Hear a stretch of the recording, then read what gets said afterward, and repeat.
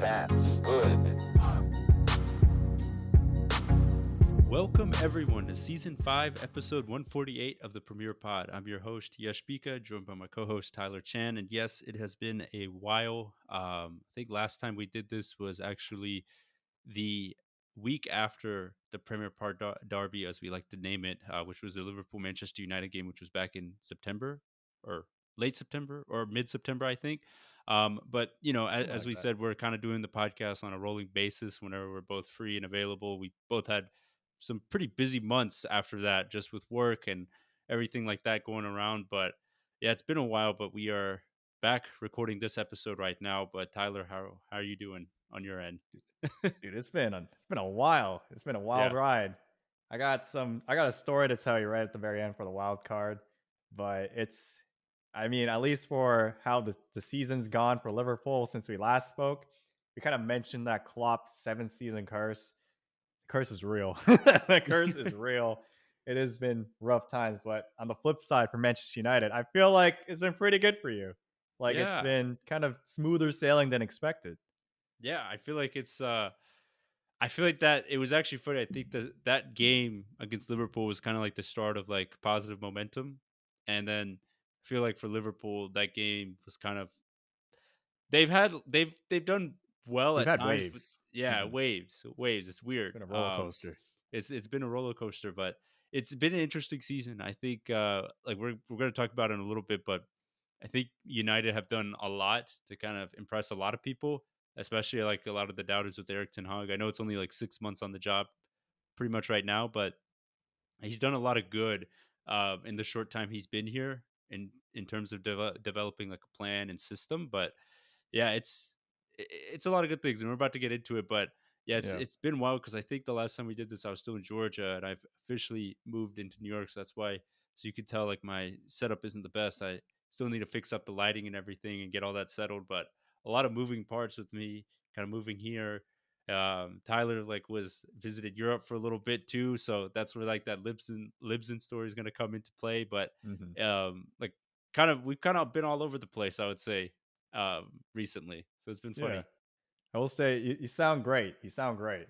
You know Yeah, how no, you're I in. save on your end. Save on Oh, your there we go. I don't have my jerseys with me. I actually I had to kind of pare down what I was gonna pack because I was running out of room in my bag, so I couldn't pack all my jerseys. So that's why I'm sporting the UGA shirt right now. I gotta show some love to undefeated Georgia Bulldogs right now. But yeah, Let's go I don't have Bulldogs. my jerseys with me. So I had to leave them behind because I was just like gotta pick which ones to you gotta make some like shrewd decisions when you're packing and Those moving across country you know those jerseys are like the first clothing I packed when I moved. Like my friends are like, "You're not packing like all your jerseys, are you?" I'm like, "I'll leave some. I'll leave some." But like, if you know me in real life, people have joked is like, "Do you only wear jerseys?" yeah, I I'm that mean, guy. I've gotten better, but yeah, I yeah, still have a ton. yeah, college game days with Tyler with like it was like Liverpool home kit, like he had the Warrior home kit from like what was it, like 2013, 14, Yeah, or 2013, 14. yeah, he would wear like the Warrior home kit. Like anytime Liverpool played, Tyler had some sort of Liverpool kit on. It was You like got a it rep was well known. Yeah, got a rep when they were there. every But year, no, New it's been, Jersey. yep, it's been it's been a fun couple months. But I guess kind of like a good segue to kind of get into it is basically an update on both of our teams. For Manchester United, we kind of mentioned a little bit earlier. I feel like what's been interesting is that Eric Ten Hag has shown in like the four, I guess, official 4.5 official months of like legitimate play, that he's kind of set in a plan, and he's also, I guess, passed the test of like kind of handling the emotion slash um what would you call it, locker room drama in a sense, or kind of Yeah, laying like his the foot down. egos. Yeah, that's the word I was looking for, the ego check. And I feel like what makes a great manager is to be able to deal with egos, but also stamp your foot down and lay down to the authority. Because I think what happened at the end of Ralph Ranierick's term, it was tough for him because he was always going to be the interim manager. He lost the locker room. Like I would say, like probably two. Like once the Champions League exit happened, I feel like he just lost the locker room. Like Ronaldo stole the show. Like everyone was just kind of doing their own thing. Like the locker room was lost, and that was apparent in the performances we put up. But with under Ten Hag, seems like he really has a firm grasp on the locker room culture and like the locker room egos. Because there was a recent incident. It was during the Manchester United Tottenham game. I think I had the Ronaldo bullet point all the way down below, but I feel like probably the best point to talk about right now is that after that game or before the final whistle hit, there was video of like Ronaldo actually um leaving the game and going straight to the tunnel to leave the stadium and everything. And this was actually Ten Hag said that he was actually planning on maybe using Ronaldo as a substitute for like the final 5 minutes of the game, but he had left. And because of that, Ronaldo was left out of the squad and had to train with the under 21s to the lead up of the Chelsea game. And now he's back in contention to be in the squad. But I was really impressed by that because I feel like if this happened under Solskjaer or Ranić, I feel like they would have just caved in and been like, "Oh, Ronaldo will just start the next game against Chelsea because he's Ronaldo." Or if the only thing they'll punish him by is maybe put him on the bench and then they'll just bring him on in the second half or for like in the 60th minute.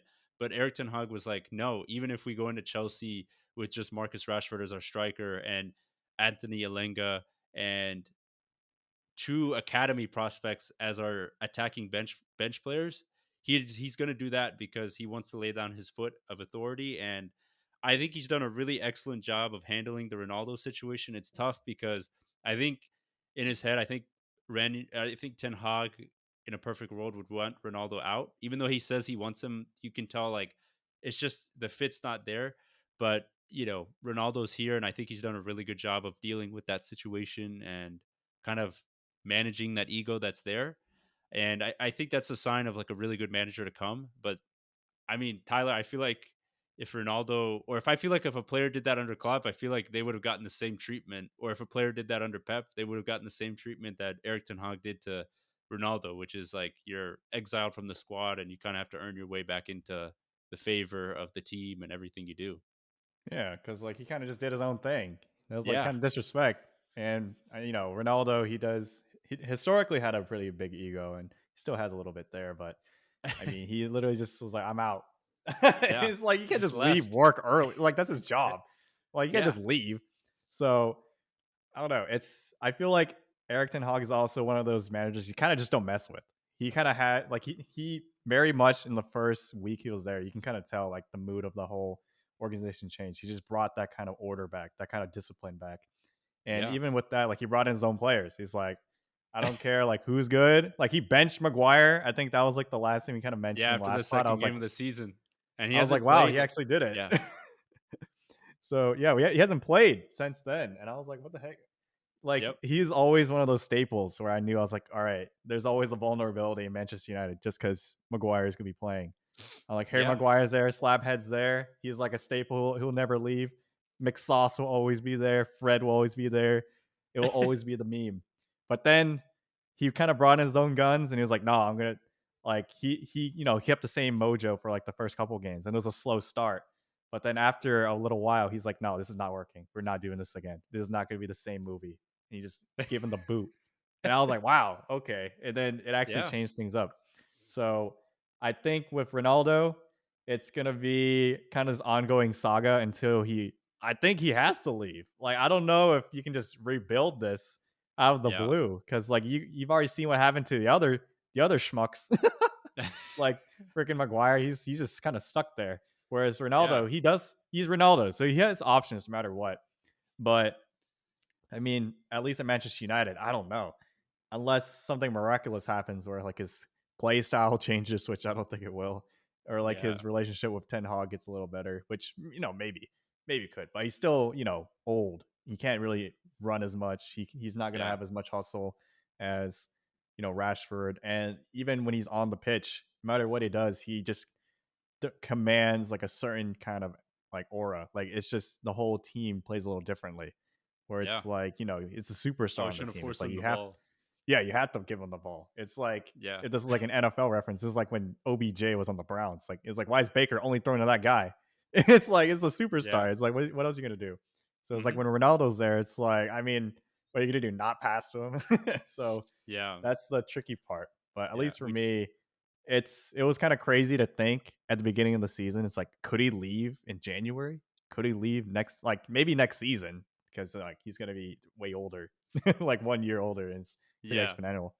But it's like, will he be gone in January even? It's like that's insane to me, and I feel like that's pretty possible, at least from this point, because he's not even Yeah. playing. He's like just riding the pine. Yeah, he barely starts, and I will say this: like, you can ask me, and I feel like you can ask pretty much every other United fan when he we actually play better as a team, more cohesive as a unit when he doesn't start or doesn't play, which is Yeah, an I seen that. indictment Yeah. of like Ronaldo just doesn't fit the system that Ten Hag has. Not saying Ronaldo is a bad player; it's just that this system and what Ten Hag needs from his players, Ronaldo just can't offer that, and it's bad because we mentioned it before. Like he had kind of hit him and Jorge Mendes, his agent, have basically tried talking to every big European club to like, hey, do you want him? Do you want him? And every club has basically said like, no, we don't want him. And I don't know if that's going to change in January. I don't know if any of the remaining Champions League clubs will be like, okay, you know, we're doing so well right now. Do we want to bring Ronaldo in, knowing that when we do, unfortunately for him, the track record since he's left Madrid hasn't been that great in terms of when he came to Juventus, he was good, but he also didn't really take Juventus to the next step. And the same thing happened at Mhm. Manchester United, where he didn't really elevate them to the next step. In fact, he probably could say like he made the locker room probably even worse or made the whole situation kind of blow up even faster with him being there. And I don't know if a club's willing to take that risk. I think Chelsea were the most interested because of Todd Boehly and like, you know, the American owner just trying to like how what superstar can I bring in next? And you know, that was an option. I don't that there are reports like kind of out there that maybe that could still be an option in January, but I don't know. I think like it's hard to see a team like a top team in Europe challenging with the Champions League that would need Ronaldo and be like Ronaldo is the missing piece we need to win the Champions League. I don't see it Yeah, right now, I don't see it which either. is But I yeah. mean, I still feel like, if you have the option to get him, you'll probably. I mean, if you can afford it. No, Yeah. but I'm just saying, if it doesn't work out in Europe, Atlanta United, that's a pretty good, pretty Yeah. good option. If Ronaldo, you're listening, or Portland Timbers, you know, Yeah. it might be way past your prime, but I think we would gladly have you. I think it'd be cool. But I Ronaldo mean, in the even MLS, then, that would be awesome. I know, but even then, I feel like the role he would have would be a little different. So Mhm. it's like it's gonna be hard to kind of move him. I know, everyone would probably want him, but it's just like, can he afford him, and Mhm. can they afford to have him in the locker room? So we'll see. Yeah. Yeah, no, But I still think I I would take him, at yeah, least for me.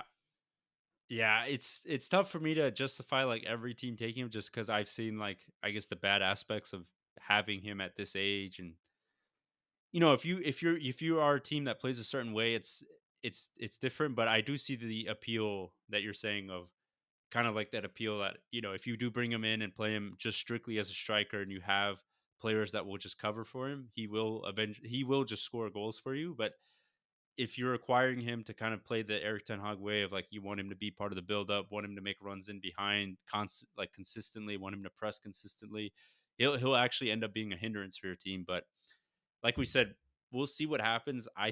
You know, I think it's going to be best for both parties actually if he just ends up leaving in January, but we'll see what happens. But I did wanted to mention with like Manchester United with Eric Ten Hag, I've really enjoyed all the players he's brought in. I do enjoy the vision he's brought in and like kind of like the style of play. And I feel like the recent games against Tottenham and Chelsea have really shown. I feel like Tottenham was probably the litmus test of like the best game we've played under Eric Ten Hag. Just like I've just you like just from my perspective and from people that are not even United fans, they said that wow, that was probably the best way they've played since Fergie retired in terms of the energy, the pressing, the creativity, the chances created, the consistent shots on goal, the basically the sense of like they were overwhelming the opponent so much that they couldn't even get out of their own half, and this was against a big team like Spurs with big players. So to me that was just like wow, he did that under like 4 months in the job.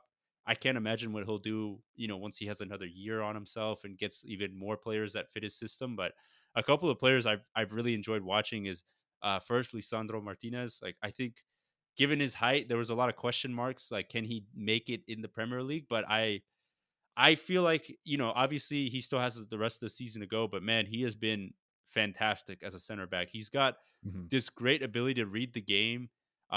Given his height, he in a sense, his ability to read the game compensates for the fact that he doesn't have, I guess, the physical attributes that you think of like a Premier League center back. His passing ability is like outrageous. Like he's just so comfortable on the ball. Like he can easily, I see it so much every time United plays that he can easily pick up the ball in the midfield or where he picks it up as like in the where he is as a center back and just basically plays like a threading ball into the midfield and just opens up the game like that. Um, I feel like his tackles ego. Like when you think of like South American like defenders, you tend to sometimes think they can be a bit rash, Yeah, especially with the defenders rough. United have had in the past of South American descent, like Marcus Rojo, who is very very rash. Where you didn't really know like could this guy is like a walking red card. I feel like Lisandro is so good in terms of reading the game where when he does put in a challenge, it always ends up being right and it's always like very well calculated. So he has that going for him. I've also really enjoyed Antony. I feel like at right wing, there was a lot of question marks whether this guy is just like a walking meme in terms of like his skill moves, like the famous Yeah, the trademark spin Antony one. spin. Yeah, the Antony Mhm. spin. He's actually pulled it off a couple times in the games, or Oh he my just does it gosh. randomly. But man, the guy is so good on the right wing. Like he has basically slotted in there since the day one since he arrived, and just taken basically a stranglehold in that position where he is just so good at creating like running down the wings. Like his skill moves are so good in terms of beating his defenders on a 1v1. He's left-footed too, so it's actually great to have Mhm. like that a left-footed right winger. Kind of like it's just nice to have like the inverse foot right there. He's got like a deadly shot on him. Like he scored some bangers already with like his just cutting in with his left foot and just curling it like Ian Robin esque. So I've really enjoyed him. And Anthony and Lissandro have been like I feel like superstar signings, and then Casemiro. I feel like it took him a little while to kind of get adjusted to the speed of the Premier League, but I feel like now he's like fully adjusted, and he just looks amazing in terms of breaking up play and just being like that defender, that CDM that was so dominant at Real Madrid. Ericsson has been a really good signing as well, a free signing that he just does a really good job of just controlling the pace of the game and creating passes, and he's just he's just so good at like creativity and also just controlling the pace of the game. Very different from Bruno. I feel like they complement each other well because they're Mhm. both creative minded midfielders, but they both play the game differently. Where I feel like Bruno's always looking like, how can I create, always taking, I guess, like the bigger risk of like, if I play this pass, it could go incredibly wrong or it could go incredibly right.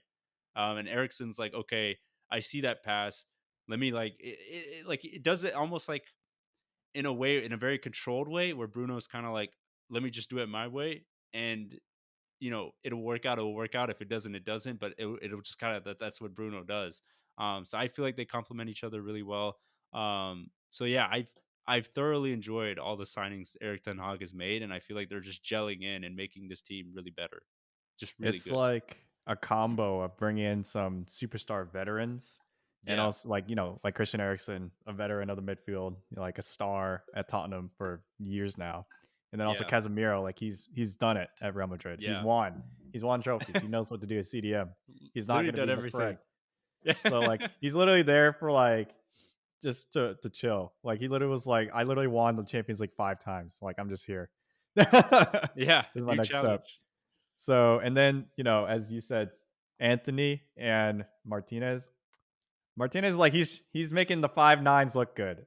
Shout out to all the short kings out there. Other people Yeah, 5'9. I'm like, yes, there we go. He did get kind of wrecked by Holland, I will say, yeah. because But it's Holland. obviously Like I it's feel like Man Holland. You City. can't I stop feel that like they're man. just like an anomaly. I feel like it's like Man City and Holland. I feel like that's just no Holland one is could stop, literally like, besides Liverpool for some reason, no one could stop that guy. Holland's literally a cheat code. We'll talk about him in a sec, but I will say for Anthony, I had my doubts about him because I I think was just everyone did. like, because yeah, he's just like Ajax, and he's very showboaty. And I was like, in the Premier League, he's probably gonna get trucked in like the first game if he tried anything like that, like any Yeah. like fancy moves. Like if Neymar, like hypothetically, was ever in the Premier League, he'd probably be injured in like the first month for like the rest of the Yeah. season, and like Yeah. Ronaldinho, kind of those players. But Anthony's getting away with it. Like he's doing like the same kind of tenacity and big ego kind of moves like Neymar would, the showboaty ones, like the Yeah. spin, the little like you hang your foot Yeah. like a little Oh, bit up and you yeah. start flicking it. The little feint. Yeah. And I'm like, what the heck? Like this something Willie N used to do at Chelsea. I remember that, but Yeah. it's He's got like a there's like this beam of like, he's got that dog in him. He's kind of got that dog in him too, where he's like, yeah, he is showboaty, but he's also really tenacious where like if he loses the ball, he's very quick to like recover it, get or it he's back. really quick to put in a challenge. Like he's not afraid to take, you know, take a couple big challenges or kind of stand up to someone and take the big fight. And that kind of helps the overall team spirit where it's like a guy like Antony who's not the biggest guy out there, but he's like willing to go toe to toe with like the biggest guy on the other team. That gets people fired up. You usually don't see that from a five-star skiller. Usually they're kind of like Yeah. scrawny. Like you see like a Yeah. Mares or like, Yeah.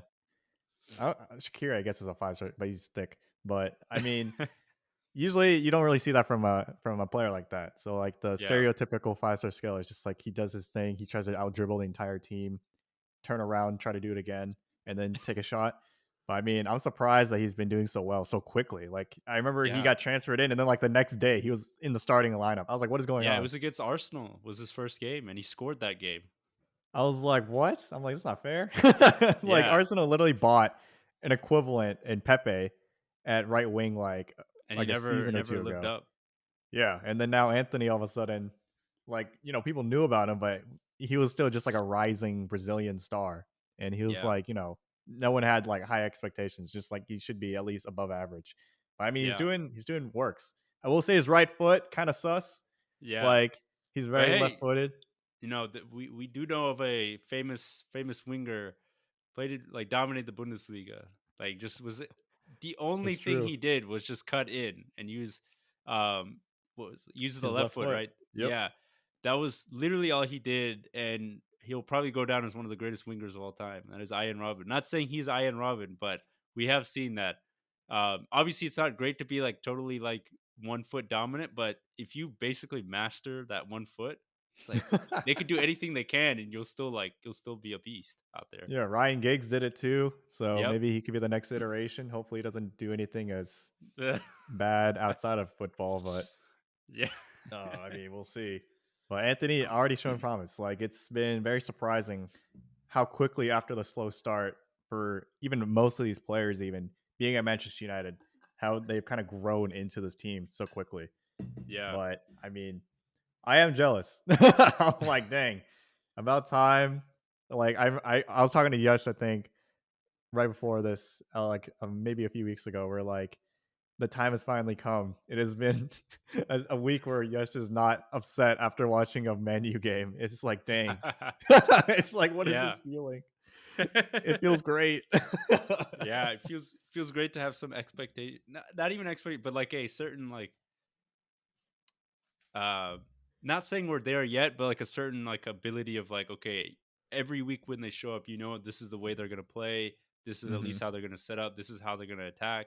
Because you've seen like you've seen it from this podcast. Like you go back all the way from the beginning. Like every week or every month or every year, it was always like the team set up differently, they play style differently, like it's different manager. It was always so different. It's nice to finally have some sort of like continuity, kind of put in place. I will say the one thing that does scare me about the squad, and it no surprise, I think I've said it before, it's very thin in a sense where if we have a couple injuries, we're kind of screwed because we just don't have a lot of depth. I think that's like the byproduct of letting some players go on free and then a new manager comes in. It's always going to be the case. So I think the biggest thing is like, can we stay healthy enough? And that's always a really hard thing to answer because there's so many games in the season. But if we Hmm. could stay semi sort of healthy enough, I feel like the team is good enough or shown enough momentum and enough progress that they can challenge for a top 4 spot. But the injuries always scare me because we are just a couple injuries away from, you know, Anthony or Seeing Harry Jadon Maguire Sancho again. or Casemiro, or yeah, going back to Harry Maguire, going back to the same players that kind of let us down last season.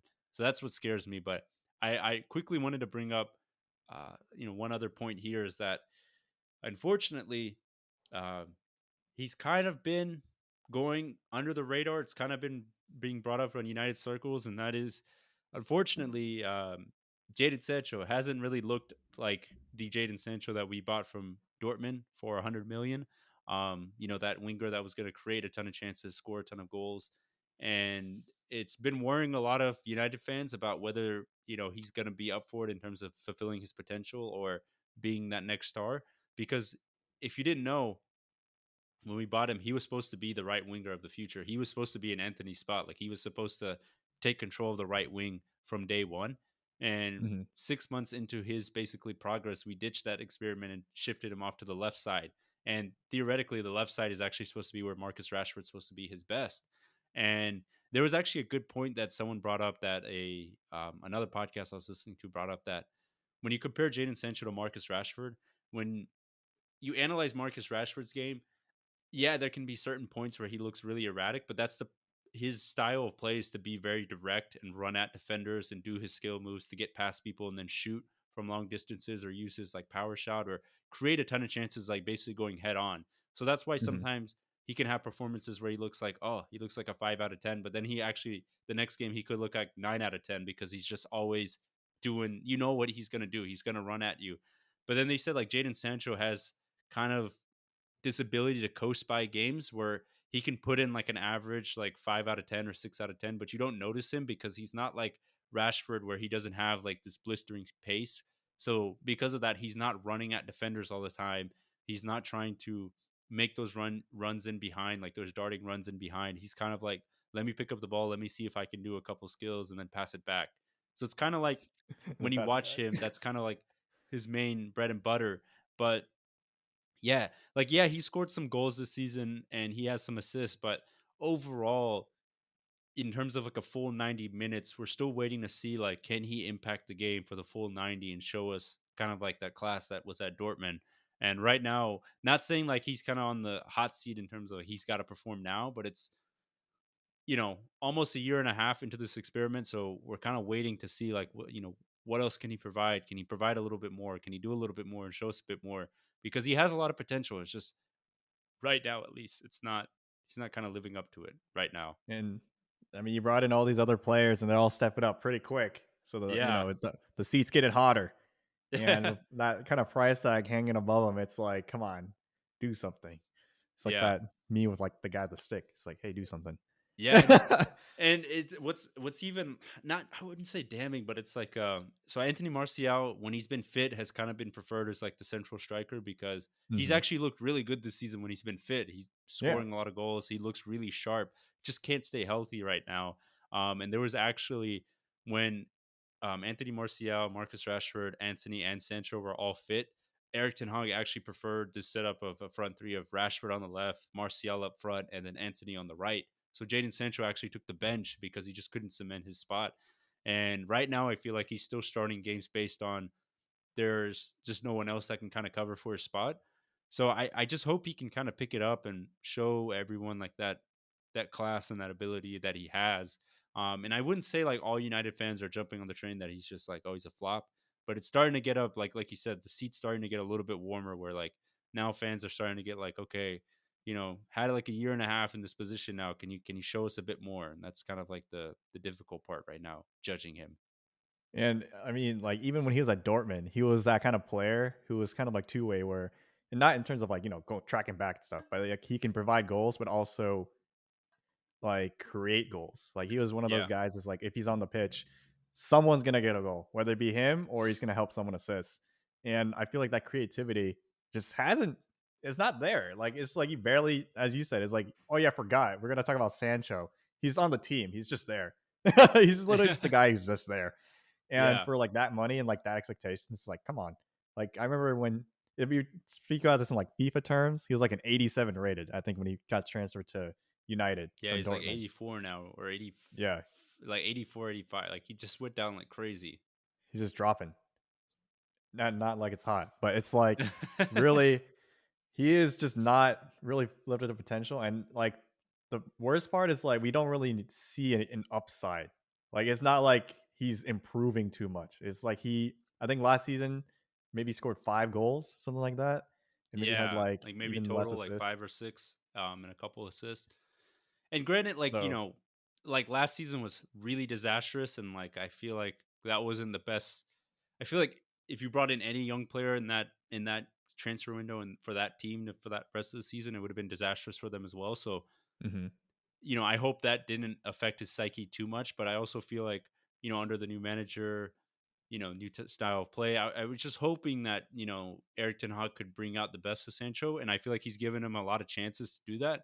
I just don't feel like Sancho is rising up to the challenge to like fulfill that potential, essentially. Mm. I feel like Ten Hag is doing everything he can to put him in successful positions. It's just that Sancho isn't rising up to kind of give us those performances we're looking for. Like he's done good in a couple games. Like don't get me wrong, he hasn't looked like awful, but Yeah. we're kind of like, we're waiting for like that 100 million type of player to come out. We're talking more about Anthony than Sancho. Yeah. Like, I feel like that kind of says it. We're like, man, Sancho ain't doing it. I think he's also a 5-star skiller too. So it's like, where are those Yeah. spins? But I guess my kind of thought, I also didn't really know if you know the answer to this. Do you know if he's in the England squad? Is he going to the World Cup? Is he good I enough? don't I know. don't. I don't guess I he. don't he wasn't called Given. up. Yeah, I don't think he was called up for the recent friendlies before the World Cup or even like before that. Uh yeah, I think he's been called up very sporadically after Euro cuz Garrett Southgate's also weird where he also won't call up Trent Alexander-Arnold either, Yeah. even though they have no right backs. I don't know. I feel like a lot of people in England are just really tired of Gareth Southgate and his decision making in terms of which players he brings up. I do think he favors, granted, every national team manager favors certain players. Like you always have every Yeah. World Cup, like that random guy that's like an average player at like the club level, but is like a beast for the international team. Hmm. You're always going to get that. But I feel like he does, I wouldn't say has a bias, but he does tend to pick like favorites. And I feel like Trent, Alexander Arnold, Jaden Sancho, some of those guys have kind of fallen out of favor, and I just don't know if they can do enough in like a couple weeks to kind of win Yeah. back that favor and get back into the squad, which is unfortunate because it's like Jane Sancho like 2 years ago was like the hottest prospect in Europe. I know. And I was like, man, went to Man U. I was like, come on. But I mean, geez, what a fall from grace. And I feel like Trent has a better chance getting into the England squad as the left wing right now. I'm like, what is going on? Jeez. But I mean, the World Cup will be a future pod. Don't worry, we got this. We'll Yeah. we'll go into more detail there. But I mean, that's just something that I kind of think about too. It's like, oh yeah, what about Sancho? Mhm. What happened to this man? Yeah, It's getting there. I'm hoping he can pick it up. I still have plenty of faith in him that he'll pick it up, but right, when like I said, the time is not ticking, but it's like the seat is slightly getting a little bit warmer and it's Mm, now time for him to kind of step up and like show us, like come on, like Jaden Sancho, show us the Jaden Sancho at Dortmund, the guy that was just creating, scoring, just look like that free flowing player. Like we need to see that now at Manchester United. So I don't know. We'll hopefully we'll see it soon, but not to take the whole pod on United. I feel like that's kind of been like the good spots, like we're trending upwards, and now yeah. toss it off. Bring it to Tyler and an update on Liverpool season, which unfortunately Oh no. is not super disastrous, but it also hasn't been the best. It's we can skip this part. No, I'm just playing.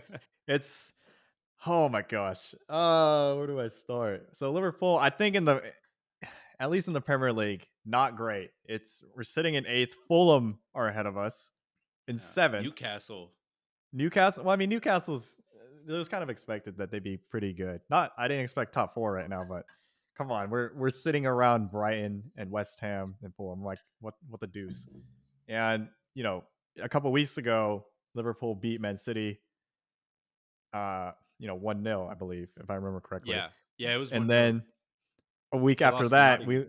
we lose to Nottingham Forest. Nottingham 1-0. I'm like, what the heck? How do you beat the best team in the league and then lose to the worst team in the league right after? And then luckily Sounds today they like a beat Manchester Ajax. United type of season. Yeah, this sounds like a 2013-14 Liverpool season, which is not a great time. There's a lot of stress, a lot of anxiety. But I mean, geez, I think it's kind of hindered based on, I don't want to say injuries is like the prime suspect once again for our downfall, but I'm going to say injuries. But our midfield is pretty thin, and I would say surprisingly, so Fabinho, the main culprit, I would say right now, that's kind of fallen way out of form, is the reason why I think our back four is exposed and we're just conceding so many Dang, open Fabinho the goals. goat. I've Fabinho. spent like many a day on this podcast talking about, man, Fabinho is like, I wish United had a Fabinho as midfielder.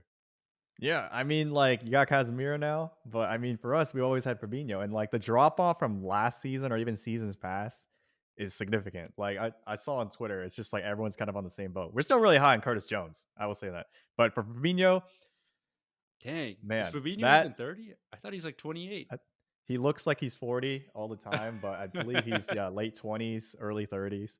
But I mean, like Dang. not anywhere near at this point of his career where he should be dropping off this much. Where like he's just being so sloppy with the ball. Like he's usually very good about transitioning the play and predicting the back four. Like the reason why it's so easy to make Van Dyke and Joe Gomez or Matip or Konate look so good playing center back is because there's always that anchor right in front of him. Fabinho stopping every kind of counterattack, always winning the headers to stop any, main counterattack from like the air or like, cutting those passing lanes, following a player that's running down the wing like early.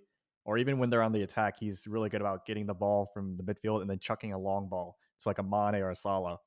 But now it's like, where's it gone? Like he just the amount of turnovers you can count per game from him just passing it like a ride, like doing a sideways pass or just passing it back and just giving it away to the opponent, or just having the wrong footwork and just losing out on the dribble just so easily, or just not being in the right spot. Like just something's not right in the head. Like it's Yeah. just if his performance every week in years past was like an 8 out of 10, it has dropped to like a 4 out of 10 to 3 out of 10, like on a Jeez. week in week out Didn't know it basis. was that And bad. it's been bad. And I think it's slightly also because like, Klopp has switched a little bit from the 4-3-3 to like a 4-2-3-1 at times, or the people or not people, like the players that flank him in a 4-3-3 is like Harvey Elliott and like Thiago, which, both of them aren't very defensive. And Harvey Elliott, God bless his soul, he's also like a winger converted to center mid. Ooh. And like, there's just so many times where it's like Fabinho's just on his own. It's like, all right, good luck. It's Yeah. and then like Jeez. Robertson's also taking a little step back because of like just I think he's getting less and less minutes maybe because of injury and like just old age as well. And then Trent, Dang. but Yeah, Trent's been good, but I've definitely seen like where he gets exposed against like, yeah, defensively sometimes. Like he 1v1 just against like Mitrovic or something like that. It's just unfair.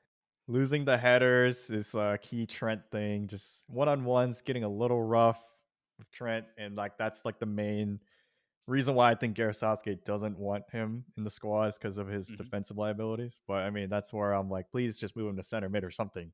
I'm like, we don't have another right back, which is the problem, unless you move Joe Gomez up there. But then it's like, our other two center backs, Matip and Konate, are both injured. So it's like Joe Gomez is going to sit at right center back for a Yeah. longer period of time. And also, it's just like, there is a lot of hype for Harvey Elliott. I do see it. Like he scored today as well, and he's done a lot of good things. But it's just like as a center mid, the defensive part is still really shaky, and I'm like, Yeah. it really puts a lot on Fabinho, and the fact that it's also compounding to him having a really rough season. To like, I think that's really affecting just the whole kind of theme we have where it's like if the whole team was like a car and you had like a McLaren engine in the back and then you had like a Ferrari front and in the middle is now slowly turning into a Honda Civic, and it's Oh like it's kind man. of screwing up the whole car. But Yeah. it's that's the kind of rough part. And like the fact that we're starting James Milner at center mid or right back at times because of just the midfield injuries. Like Thiago's already back out, Oxlade's Dang. gone on injury. Curtis Jones been out for a little bit, but he's finally back. And like Keita, I don't know what he's up to. Like, where's he been? It's like, I feel like dude, there's like some Naby Keita stand accounts where I think he's just like he just disappeared, and yeah, we don't. No I one mean, knows if he's like not injured or not, or if he's just like healthy and just no one knows where he's at. dude, Mane left, and it's like our Alberto Moreno situation where it's like, what do we do? It's like he's Mane's friend. Gosh dang. So I don't know. It's he got a haircut, it makes him look a lot older, and then which is not a good thing. But it's just like a thing where I feel like a lot of Liverpool fans are like, man, I wish we just had like a good center mid box to box player. And I was like, we kind of have some, and they're just all injured. And Yeah. Henderson, he's just getting a lot older, and I'm surprised he's like making at through full 90-minute games here and there. Like I've seen like Milner, of course, come in a lot for him. But I mean, like at the same time, Milner should not be playing this many minutes. Like Yeah, at his he age. should not be. Like when he started at right back against Man City, I was like, oh, we're about to get destroyed by Holland. He's about to just sit on the left side and just go ham. But somehow, some way, by miracle, we won. But then, you know, as the world is, there must be balance. So we lose to Nottingham. So, Dude, I mean, it's tough. It's interesting because I think from what I've seen, like Liverpool Twitter, everyone is upset because it's like they felt like, oh, we were not buying any midfielders because we are trying to buy Jude Bellingham, but now it looks like Jude Bellingham's going to go to Real Madrid or something like that. Or now he oh, looks like Real he's Madrid does heading to not need more center mids. They have yeah, like Shalamini too and yeah, too many, and then they have or like too many. Camavinga, and then they have Fede Valverde. I mean, Yeah, they would be set for like the next decade if they got Bellingham, but I think a lot of Liverpool fans are upset. They're like, why did we not invest more into the midfield? Um, because it's just like, man, like he said, it's just like this squad is just getting old. Even Mo Salah does not look like ever since he signed that new contract, he just does not look like yeah, the Mo Salah of old. And that's also because Mo Salah is getting older too. I think he's what, like 30 or 29. yeah. He's like getting Uh there, like 30, and yeah, I think that whole Liverpool squad that we've all not grown up with, but we've all like witnessed the growth and development of since Klopp's first season, they're all getting old. Like they're all like 30, what, 32. Like yeah. they played a ton of minutes like consecutively, like nonstop, like just tons of minutes, but they're just getting old. And I think like um the squad needs a refresh, and they need a refresh fast because I just think like they're relying too many people. They're relying on too many players that they've relied on for so long, and I just feel like Mhm. when you they've played so many games that I feel like the engine's kind of gone almost. It's like, they've just their just legs are gone off. Like they just can't keep going the way they used to. I will say, Firmino has had a bit of a renaissance. Yeah, Like I will say, yeah, yeah. he has come back He's and been looks like Firmino of like when he had the freaking ponytail. yeah. Like that one season, he just went ham. Like he's Yeah. back to that The Firmino. the the 16, 17, 17, 18 Firmino. Yeah, like that's he's like one of my favorite players at Liverpool all time. And like Mhm. you've seen glimpses of that back this season. I'm like, yes, this feels good. But at the same time, too, it's like although these players are getting older and like it's just different. I mean, last season we almost went for a quadruple. We just Uh, lost it at the very end, and I'm like, what happened to that team? I feel like the Mane's God. yeah, Mane's got it can't just be Mane, but at the same time, I think that's kind of weighing on them too, because like you literally came so close to winning it all, and then it's like, oh, we got to do it again, but with like a worse squad.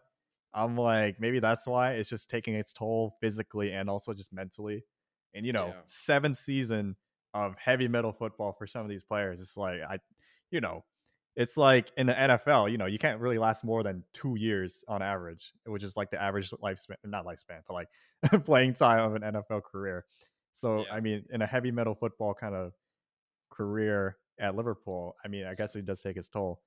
And that also being said, like of the new players we brought in, like, there's players for Manchester United, they're all kind of shining, doing really well. At Liverpool, it's been a little shaky. We've gotten Darwin Nunes, who, Mhm. aggressive Uruguayan strikers, which is a thing for Liverpool, kind of bad behavior misfits. He's I still say he's doing okay. I think Yeah. having Holland come into Man City and having that as a comparison, which is not, I mean, it has some fairness there, but it's like Holland's having like an historic season. He already has 17 goals, which is more than any Man City player had all last season.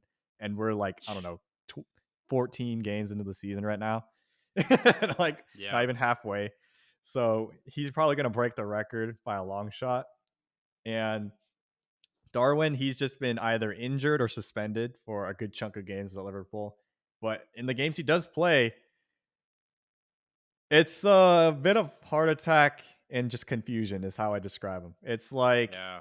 you don't really know what's gonna happen. He gets the ball and then it's just like not clown music, but it's just like he kind of just does his own thing. Mhm. He will just run up, make crazy runs, always offside, and then he's just gonna run down the left or something and then just rip a shot either to Rose or into the post, but then he will score like the hard, like angled header. Like he'll just miss sitters here and there. He was like Torres at Chelsea. Yeah. Except he actually scored. And Darwin, like for his statistics, his minutes played per game and like goals scored and like chances created, routes not routes run. That's football, but like key runs into like an open area for it to receive a pass, like that statistic, I forgot what it's called.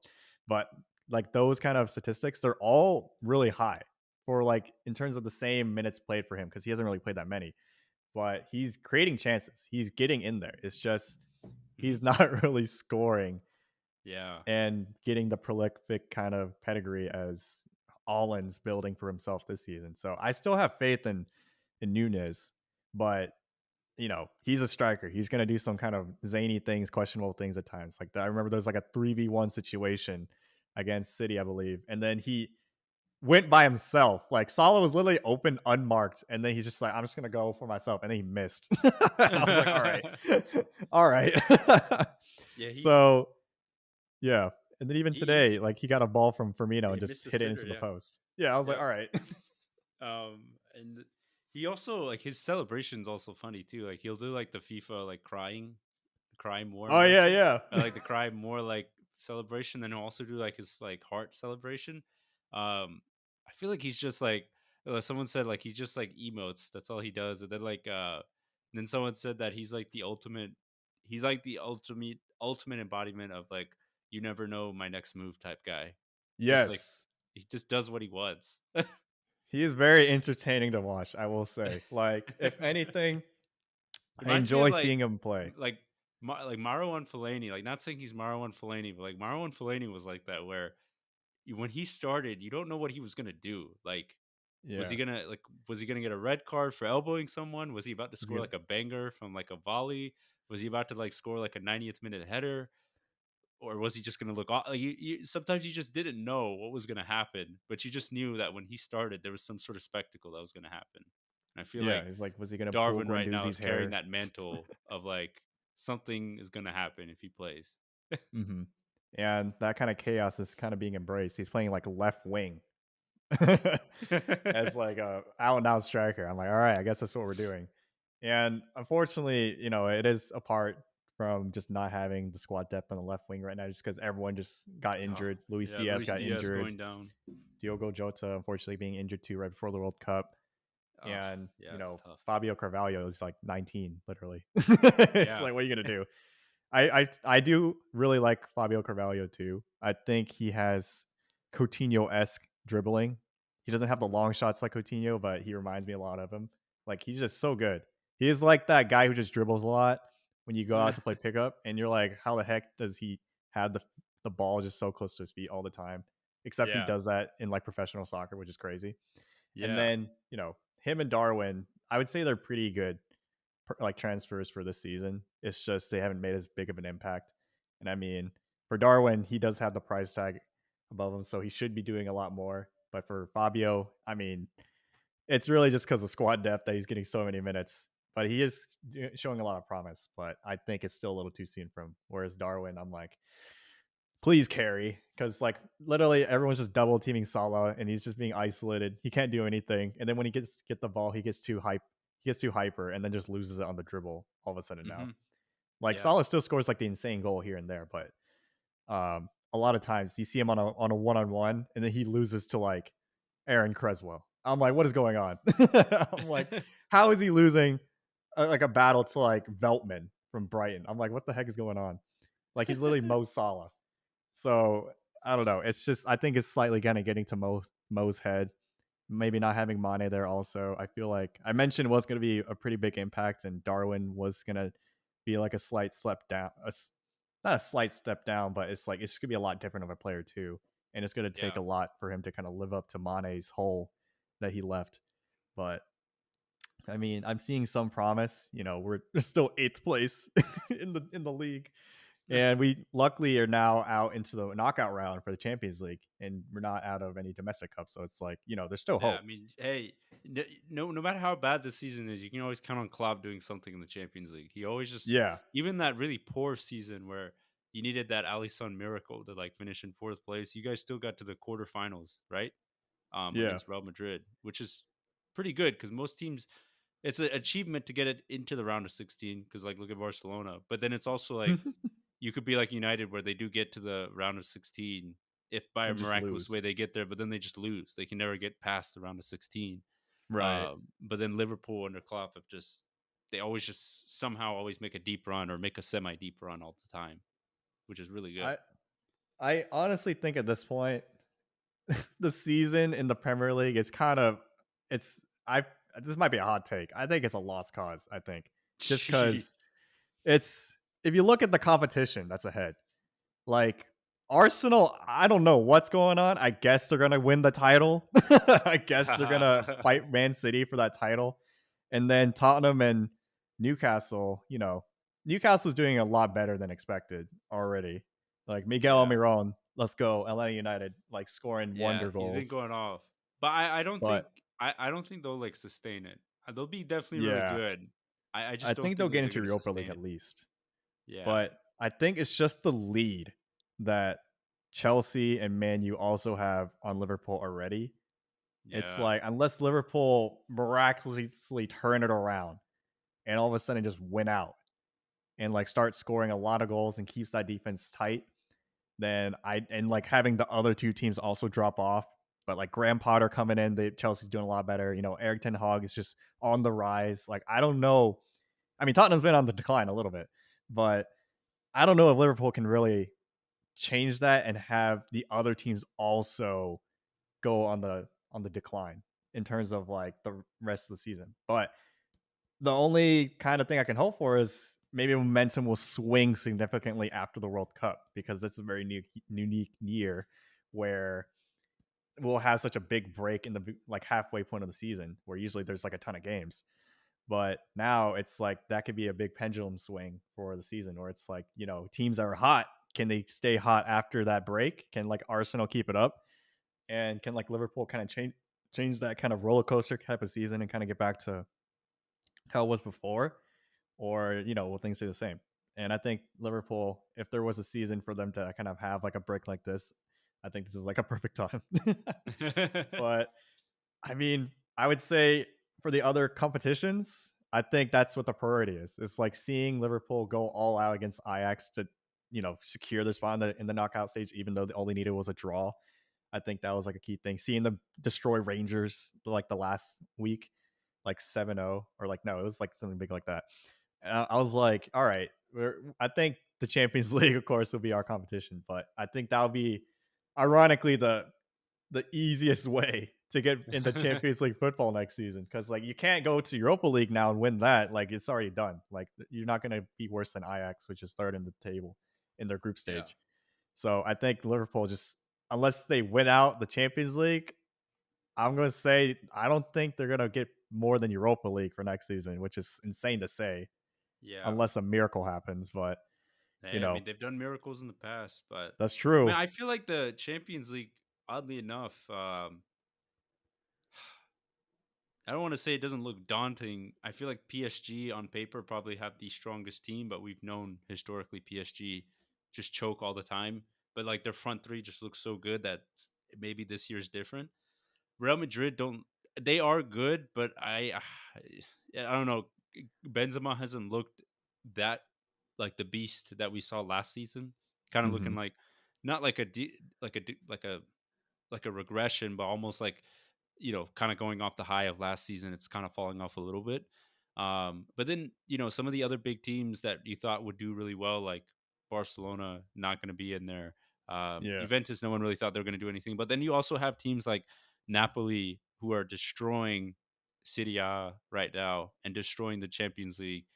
That could be really good and be like a dark horse. But Hmm. I feel like compared to other years, I feel like Champions League's kind of attainable right now. I feel like it's kind of up for grabs. Whoever wants it. Yeah. And I feel like of all the teams though, City with Holland, oh my gosh. Yeah, I but am so worried. Even though Liverpool just beat them, I'm like, it is one team. Like, but yeah, yeah. no, that's true. No, that's definitely true. But you know, I mean, we could get on this like a tangent right there. But like, I mean, Pep Guardiola. I mean, he had his chance to win it with City 2 years ago facing Thomas Tuchel's like Chelsea side, and he couldn't get it Hmm. done in the Champions League final. Pep has historically kind of choked in the Champions League, That's um, true. and it all depends on if Haaland can stay fit.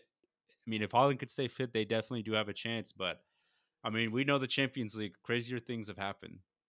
Yeah, and he has picked up a knock literally in the past week. So Yeah, we'll who see. knows? I mean, if he stays healthy, I mean, I'm be surprised if they don't win. It's gonna suck if they actually win. I'm like, no, it's been such a good time seeing them not win the Champions League this whole time. Yeah, But I mean, we just Holland don't is win. literally on a mission.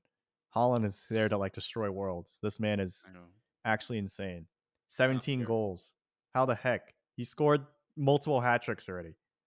I'm like, how do you do this? Like, he's literally like the FIFA generated player that you just make The as like a regen. creative player and that you just destroys everyone. I'm like, it, it makes it look so easy. It's It's like not kids fair. against, it's like men against boys whenever he plays.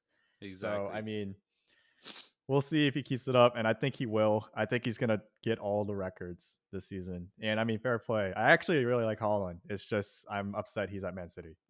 Yeah, it looks like a great guy actually. Just like I just don't want him to do anything because he plays Yeah, for I'm like, City. man. I if he played for literally any other Premier League club, I think I could like handle it. But it's just like I you have don't to know. be Even at City. Chelsea, I don't know. Yeah, Chelsea's probably up there too, but like in Tottenham, but like I feel like the world just needs to go back to order where just send him off to Real Madrid or Barcelona, and then just let La Liga deal with like the Yeah. dominance, and then everyone would just be happier that way. This is I mean, that being said, they're still somehow in second place. So yeah, it is Arsenal, man, they're doing Arsenal. something. They're I cooking. don't, all my friends are I praise Arsenal a lot, and my friends keep saying I'm like a closet Arsenal second supporter because like Liverpool's my team, but I always have a respect for Arsenal just because I have a lot of Arsenal friends. But I'm Hmm. I'm happy for them. I'm confused, but I'm very happy for them. Yeah, I think we both have outwardly like respected Arsenal. We're like, yeah, Yeah, this team could even on the dark days of Arteta or Unai Emery, we're like maybe they could do something. they could do So something, and they are doing something. yeah, they're finally doing And something. So oh, it's been good. I think Arsenal have been like a. It's been good. I think ultimately, like hopefully when Manchester United, Chelsea, Liverpool, and Arsenal, like the old days, are like all fighting for the title, I feel like that's going to be so fun. Like when mhm, all of the big, like historically big clubs are just back at full order, I think it's just going to make it even more fun because, as we've seen, like those big, like especially United and Arsenal have just kind of been laughing stocks for like the past 10 years.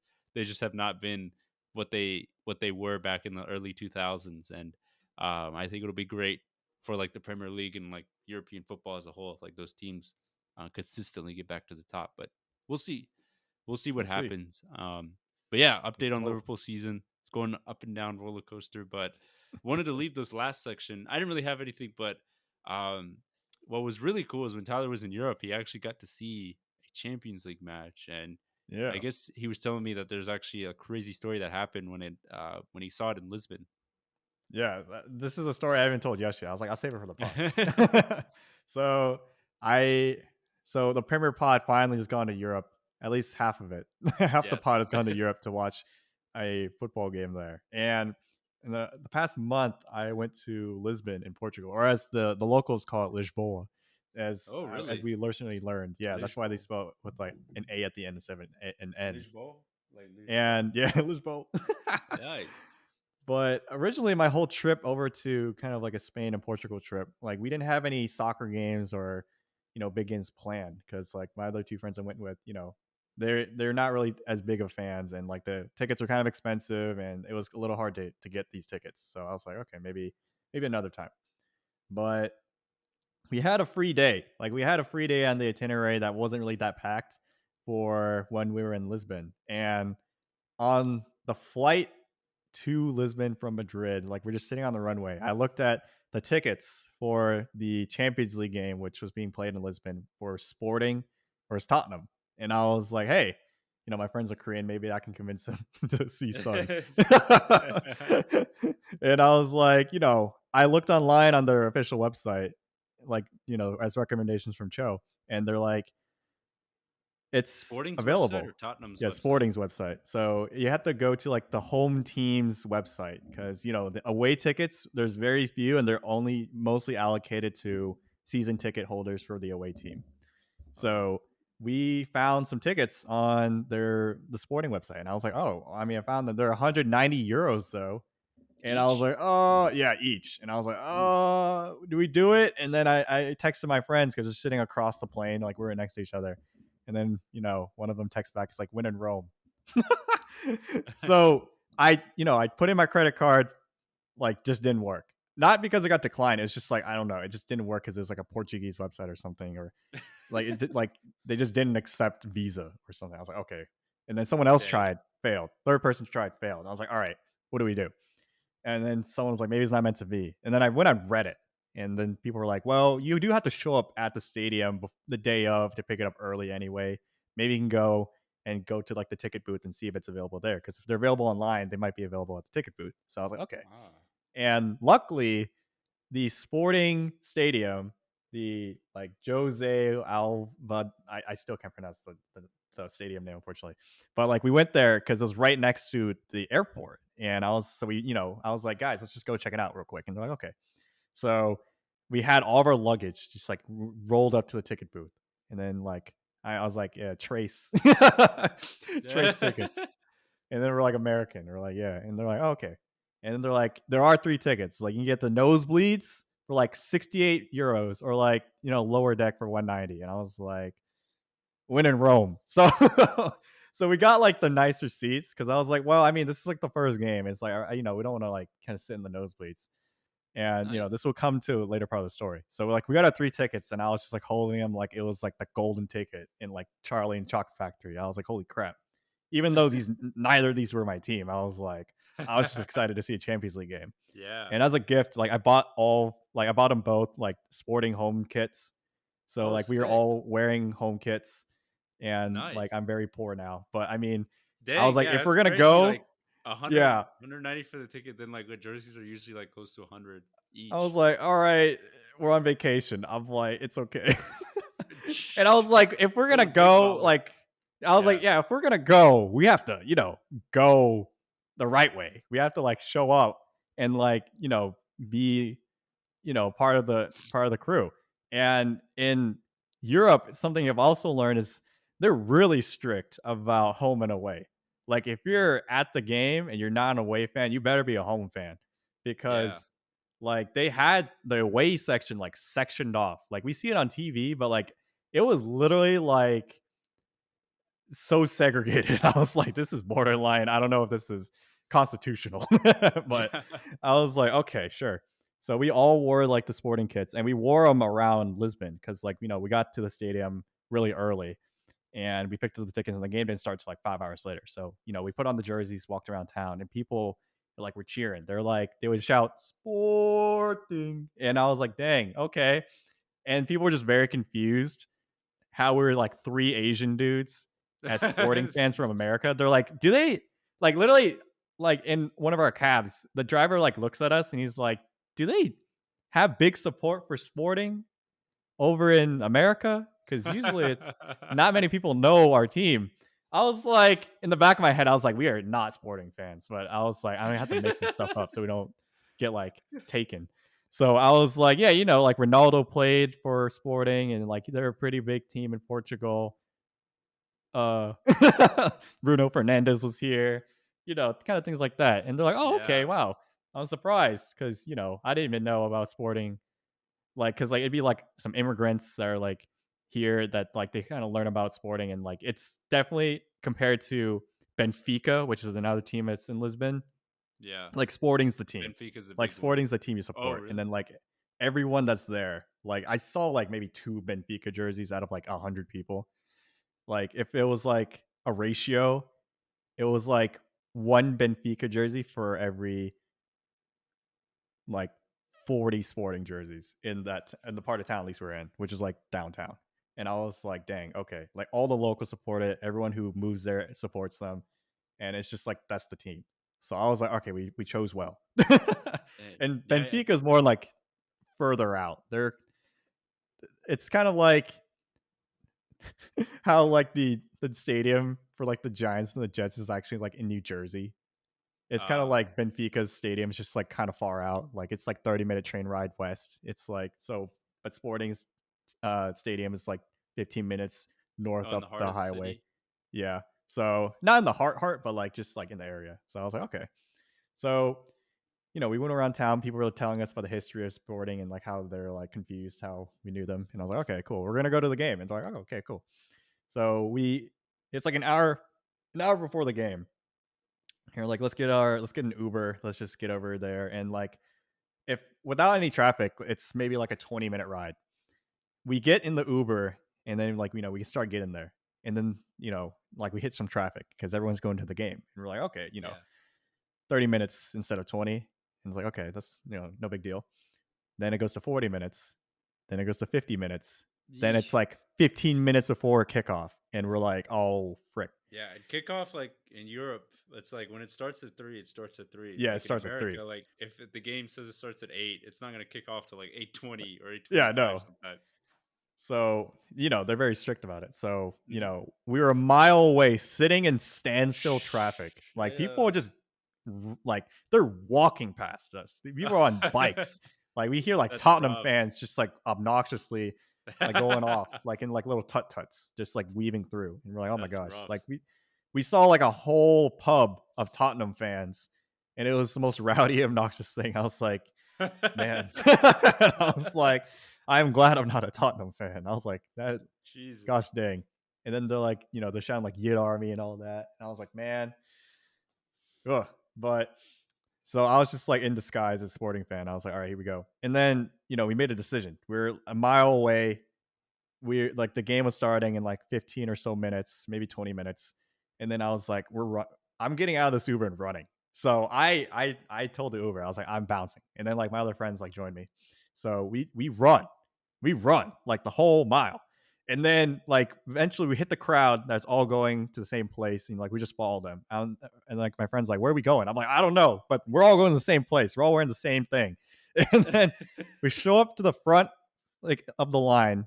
We there was like no security, which is Oh, bizarre to me. that's Like I was concerning. like, it was like that meme of like the guy who's doing the pat down, but like really quickly. Oh, yeah. Like that was security. I was like, you could literally Jeez. just. I was like, I guess no crime happens here. I was like, okay, sure.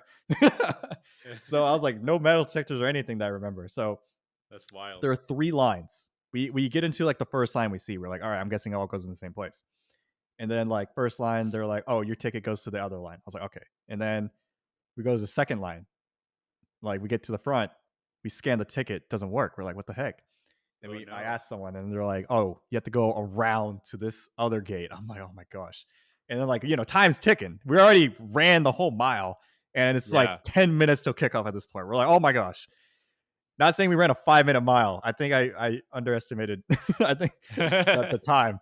But like, Yeah. basically we're there at the gate. It's like 10 minutes to kick off. And I was like, I didn't want to miss the Champions League anthem. I was like, this is, it's huge. It's Yeah, like that's why you finals go to the England. Champions League match. Exactly.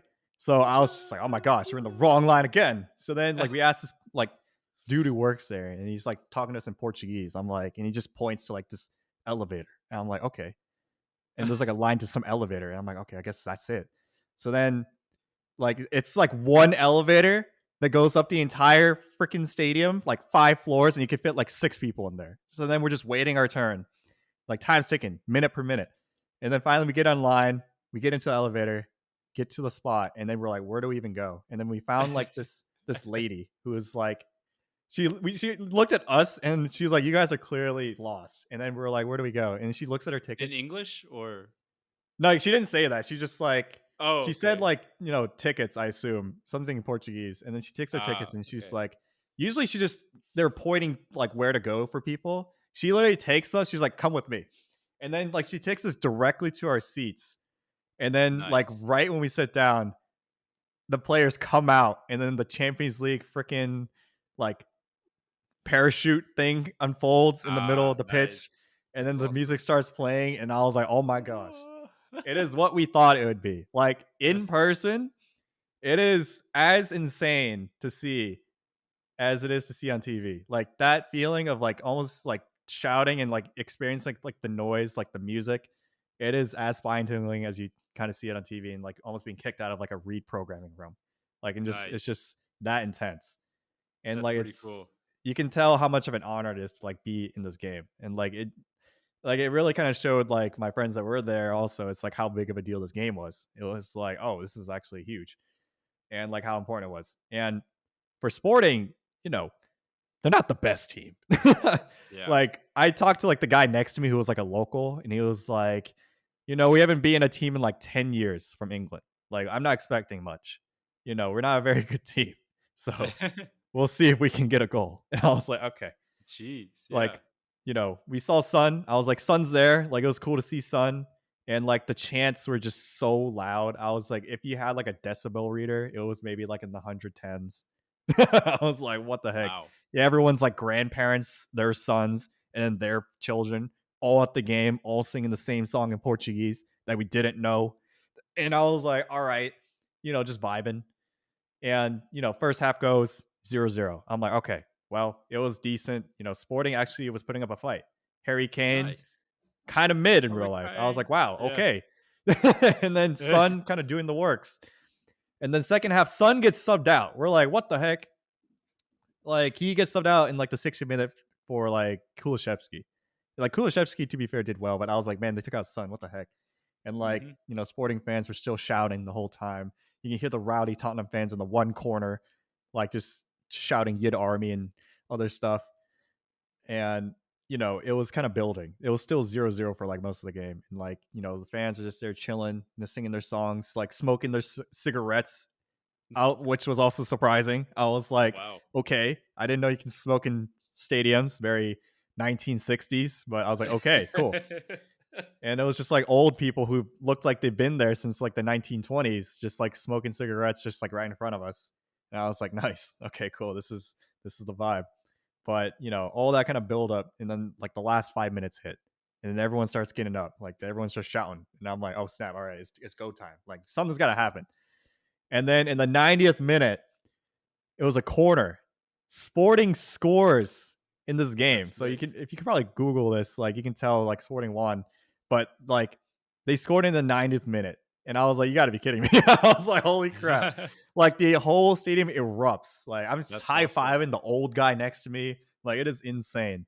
And That's cool. then after that, they sub out like some players, like play out the rest of the game. They sub in like some kid who's never had any minutes. And that kid scores.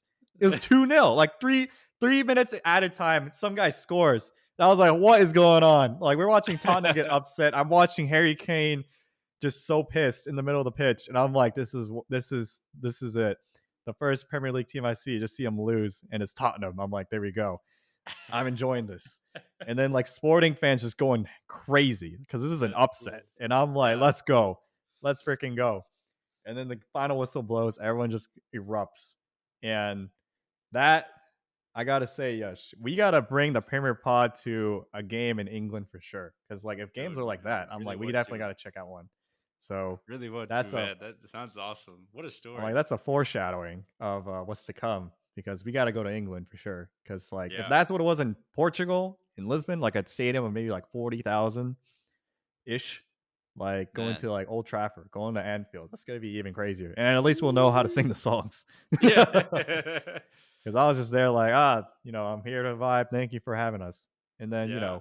everyone kind of poured out the stadium. Everyone's shouting Did you get any beers thrown at Sporting. you? No, actually. Oh, Ironically not. okay. Just mostly secondhand smoke, but it's it was a lot more kind of just people waving their scars, singing. So not as crazy as like an NFL game, I guess, or like a college football game where you expect beer to hit you in the face at some quarter. But assuming you guys are winning. But that was Yeah, just an insane game. And nice. like, at the end of the day, we wrapped it up, went to McDonald's, had the snack wrap there. Fun fact. I was Sick. like, oh wow, they actually have those here. But I mean, that kind of experience is something I was like, wow, okay. It's cool to finally experience seeing an international game live in like a game that actually mattered, not like a friendly where they visited Yeah, and like the toured preseason. America. Yeah. This is like a game that mattered a lot in the group stage of a Champions League run. Like Tottenham, Mhm. they finished today, ironically, in the reverse fixture of Tottenham being at home and Sporting being away, and it was a 1-1, and Tottenham finished in the group at the top. But Sporting, you're now my Portuguese team. I will That's be awesome. a Sporting supporter. I have a team now. That's pretty But cool. yeah, it's definitely something I definitely want to do again. Definitely want to go to England and kind of see this for myself and kind of see how it is. But I don't know if that's going to be topped. Like a 90th minute goal upset against Tottenham. I'm like, come on, That's pretty cool. my gosh, That's a pretty cool fun first Champions League game to go to. yes sir. No, that was a It cool was. story. I really enjoyed that. Thank you. And hopefully we'll have some more in the future. Hopefully Yeah. we'll do some cool things. No, But yeah, that the was pod's really got to go to cool. Europe. Yeah. I need to make it out there one of these days. I need to make it I'll go out there. with But you. that no, yes, we need to go together. But that was a really cool story. That's just awesome. Like first game, 90th minute winner, Champions League. Like that's just yeah, that's awesome. It looked really cool on like the on the Instagram story you had. I know you only posted like one or two videos, but it looked really cool there. Just hearing the noise of the champions, you Yeah. know, Oh, I should have it's worn pretty my cool. Lisbon jersey or my Sporting jersey. They actually don't call it Sporting Lisbon. They just call it Sporting. Like that's how big it Oh, is. They just nice, say it's just sporting, Sporting. I'm like, okay. nice, So nice. now I have my. I should have wore it for the pod today. Should have wore the Sporting kit, but I have it here. I have it with me, and it's very green. But it has a place in my heart now. Lisbon, very dope, and their That's team awesome. also fire. Also, not a Benfica fan. Don't like Benfica. I now have a rivalry and beef with Benfica, even though Darwin's from Nice. there. But it is what it is. You love to see it. There we go. No, but that's awesome. I was really curious to hear the story when you mentioned it earlier before we started, but this story was awesome. That was just like Yes, filled with all sir. these like plot, these plots and everything, and it all came together for like a really cool 90th minute goal and Yeah, like it literally stoppage time was. winner. It was a very last minute thing too. Like we just decided to do it the morning of, Yeah. and I was like, that was probably the coolest thing I did the entire trip. I Yeah. was at Also, least shout for out me. for you guys for like spending the cash for that way because that's like Woo. the tickets plus the jerseys. That's a lot. That's kudos Yeah, to you I guys. can't really do much besides that. Like, there's another the other day, I literally just had a bowl of white rice for dinner. I was like, Oh man. this is the balance. This is this is life now. Yeah. I just had a Well, piece of toast with nothing on it. well, luckily, if we make it out to England, we at least have those jerseys, so we don't have to worry about the cost of It's those, true. which is We'll just great. have to buy the tickets, Yeah. which probably would be even more expensive. uh, Unless anyone from the pod wants to give us some tickets or give us some insight for any deals, let us know because yeah. There we go. But we'll gladly take it yeah. But no, that was I've said it before, but I loved hearing that story. That was really cool. for sure. Yeah. Here we go. I wish I had a story to top that. I unfortunately don't. You I will. You will. yeah, We'll make it I happen. will. We'll make it happen. But as of right now, I do not. I do not have a cool story to top that one. But yeah, that Tyler wanted to. That was a really fun wild card. I feel like we finally have a chance out of the 4 years we've been doing this. We finally have a chance to one of us provides a perspective of going out to Europe and watching a game there after all Mm. the hours we spent talking about I the know. sport, I'm which like, is it's funny. been years in the making. And Yeah, it literally wasn't years in the even my making. team. Hey, that's sometimes how it goes. Sometimes how That's it goes. true. Uh, but yeah, no, that was awesome. That was awesome. Thanks for sharing that story. I know the listeners will enjoy it. I enjoyed it a lot, so that was a really fun story to hear. But yeah, that was pretty much like the last thing we had wrapped up on our outline. Like we said, we've been kind of just doing the pods like on once a month basis or whenever we're free. Just the new format we have going on right now, but we are planning on doing one to preview the World Cup, maybe a week Hmm. before, a week and a half before. So that'll be a fun one. Obviously, that will be in November because the World Cup will start in November, but be on the lookout for that. But yeah, as we always say, you can subscribe to us on YouTube at the Premier Pod. You can also give us a follow on Instagram and Twitter at the Premier Pod. Please send us any questions you may have or any topics that you would potentially want us to cover on those, and we'll definitely look out for them. But yeah, thanks again for listening. And yeah, that kind of wraps up season 5, episode 148 of the Premiere Pod. So thanks again for watching and listening. Peace. Peace.